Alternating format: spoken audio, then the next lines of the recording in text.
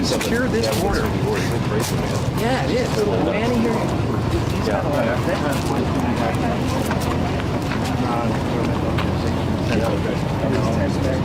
I've seen. Gotta kill him. Really? Wow. Wow. Or you can lay out the many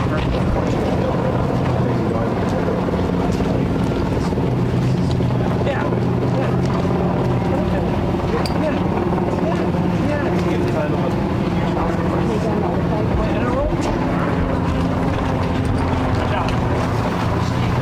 They could use that now. Fortunately, let's get the jump ahead. Yeah, we need you to fix this. Right. Well, it's right part break the law.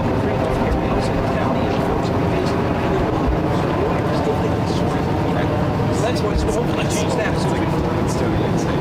It is. So, is this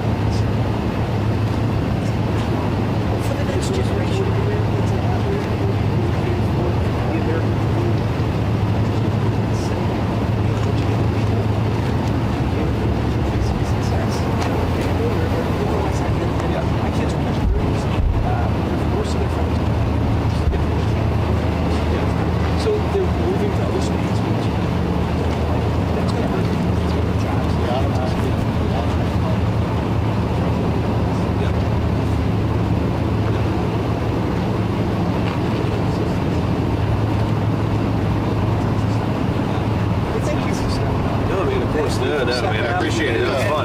For your service and everything else. Thank you. No, I appreciate it. It was a big marine area here. Yeah. What's up, man? How you doing? Hey, good to meet you. Morning. What's up, man? How you doing? Morning. Good to meet you, man. Yeah. What's up, guys? How y'all doing? Yeah, good morning. Hey, good morning, man. Sir? All right, man. Yeah, good to meet you. Yeah. Appreciate it.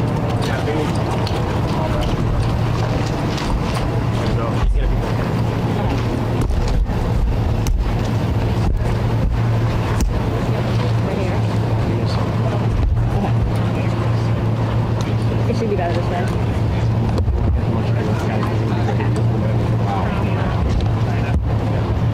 Can you put it together really quick and turn it on?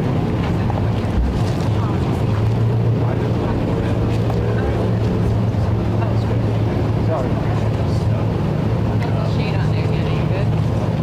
I mean, he's not gonna be backlit, so.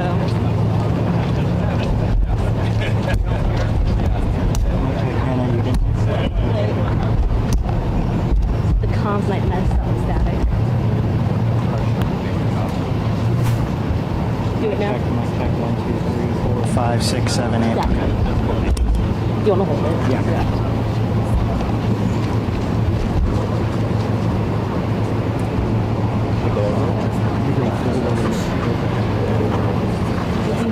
Just look at me.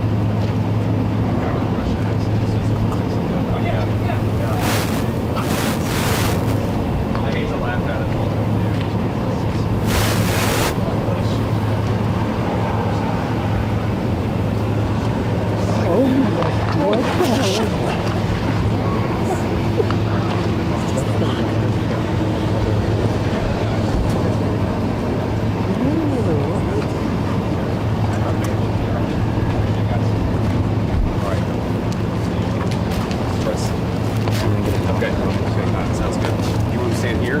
Yes, sir. Okay, sounds good. Wait, okay. All right, guys. So yeah, I mean, come closer if you want to. So I first of all, I want to thank Manny and Jim, who are standing behind me.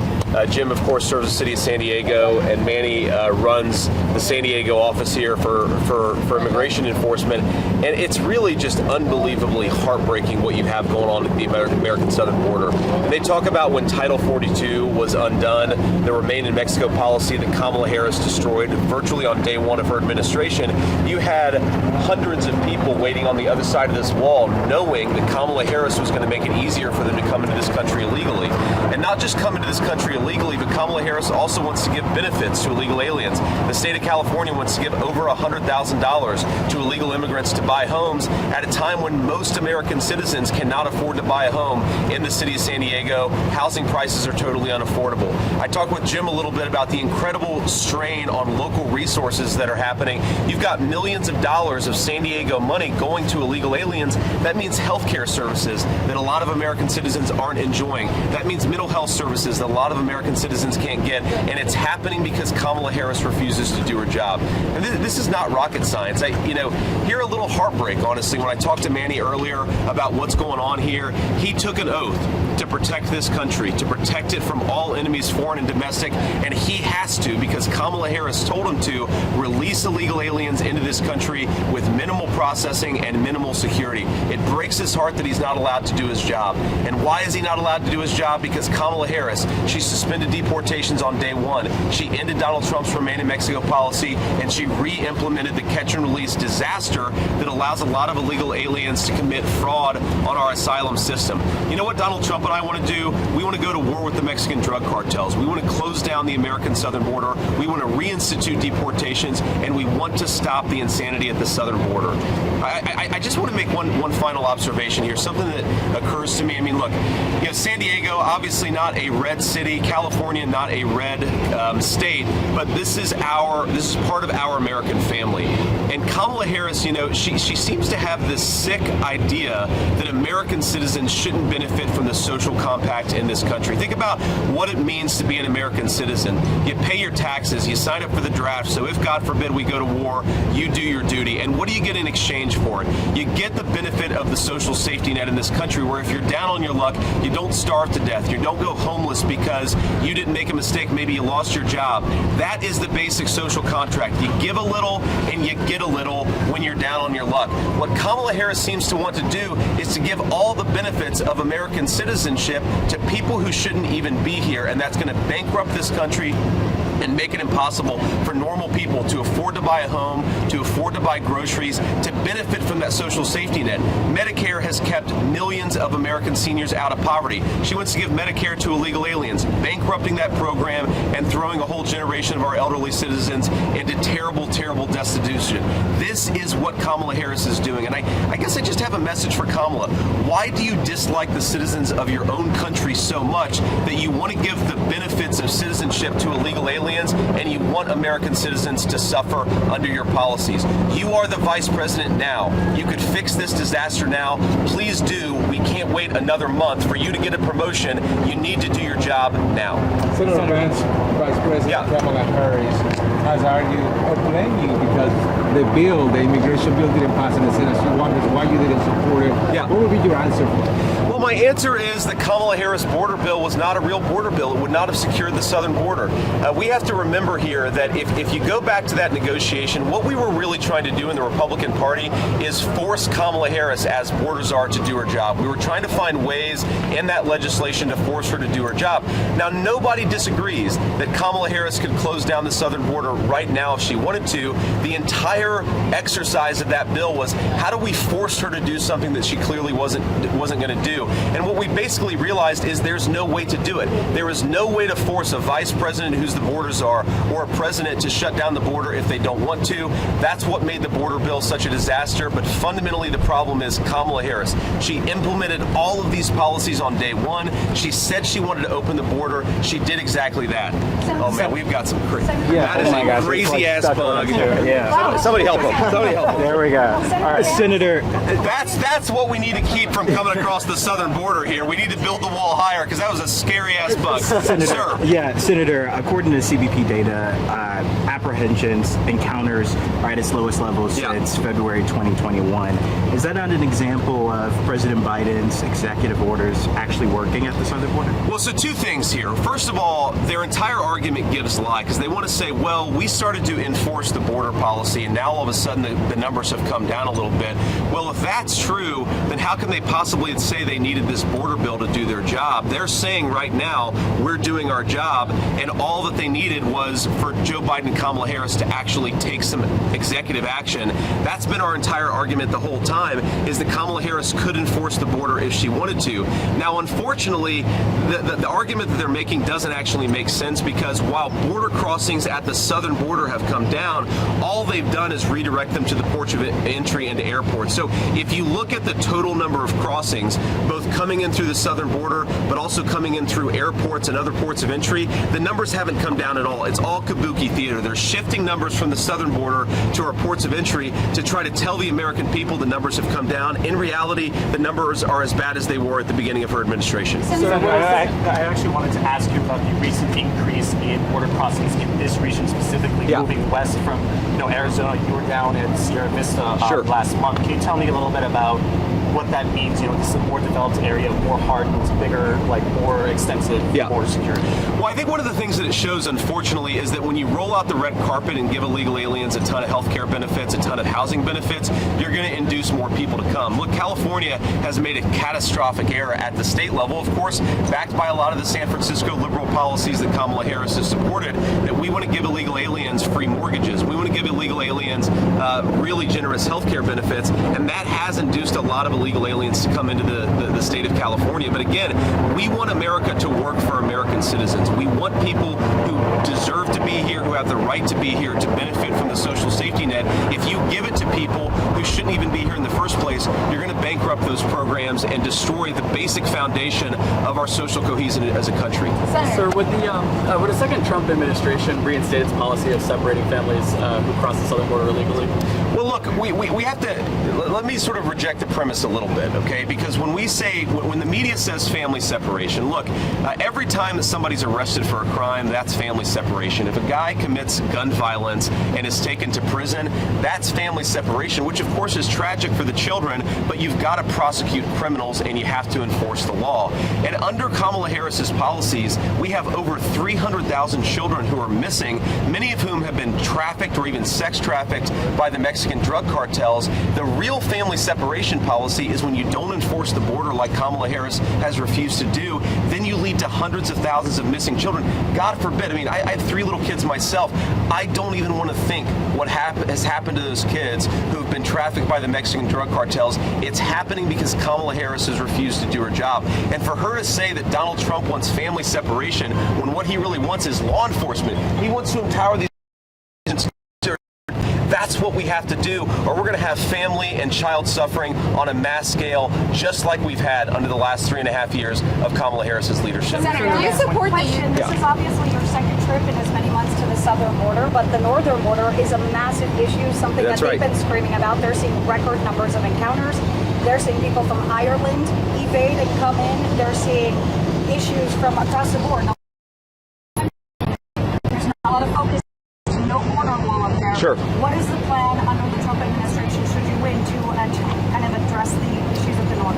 Well, I think that in a lot of ways we have to use our diplomatic partners, of course. They're coming through the north, meaning they're coming through Canada, and the Canadians, I think, could do a lot more to stop that. You're right that it has gotten worse, but still 95% of the border problem in this country is at the southern border and also through those ports of entry. That is something we just have to fix from better leadership. And Kamala Harris, unfortunately, not only does she's shown a lack of interest in border security, she's shown an active interest in opening the southern border and forcing Americans to suffer the consequences because of it. So yeah, we're going to have to do some more on the northern border, but we still have to keep our focus on the southern border because that's where most of the problem is coming in. Really quick follow-up. Please. Is there a plan to put a structure up there? There isn't one right now. There never has been. Would there be a plan to put some kind of structure in the between look, the U.S. and Canada? there's not a plan right now, and I haven't talked to the president about it, but if you look at the numbers coming in across the northern border right now, I think that working with our Canadian partners, we could solve the majority of that problem. Again, you just have to have a president who's willing to do the work of border security, and Kamala Harris is not interested in doing it. Senator, Yeah. Do you support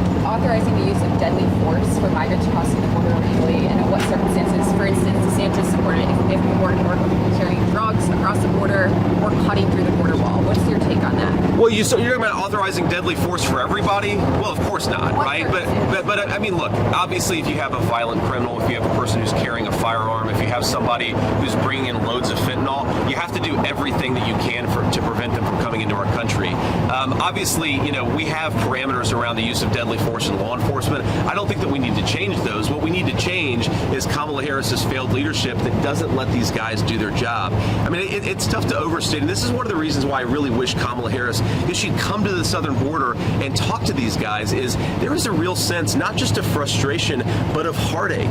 These guys are doing this job because they love this country and they want to protect it. They have a vice president who's telling them, you're not allowed to do their job. We have got to fix that. And I think, frankly, if she looked these guys in the eyes and understood how dedicated they are to doing their jobs, she might actually let them. So I'd encourage her to come here before the election. As you speak with the youth, Just two questions. One, on the border, have you been seeking input from your Senate colleagues, both Democrats and Republicans, particularly those who are senators of border states, about the policies you're formulating if you guys do win in November? And the second question is, do you support the idea, recently the school shooting in Georgia, the father of the kid who did it was charged in the situation. Do you think it's right to hold parents accountable for the accessibility their kids might have to guns? Well, look, on the Georgia situation, again, we have to, this is just a few days old, and I think it's important to say our hearts go out to all the families affected by it. Just an unbelievable tragedy at the beginning of the school year. And we just, you know, we wish as much counseling and as much sympathy and just as much healing as is possible in this situation. I just can't even imagine what these families are going through. And look, I think you let Georgia law enforcement figure out what makes the most sense. I mean, obviously, in some cases, it's going to make sense to charge the parents. In some cases, it's not going to make sense. But it depends on the details here. And I trust Georgia law enforcement to make the right decisions here.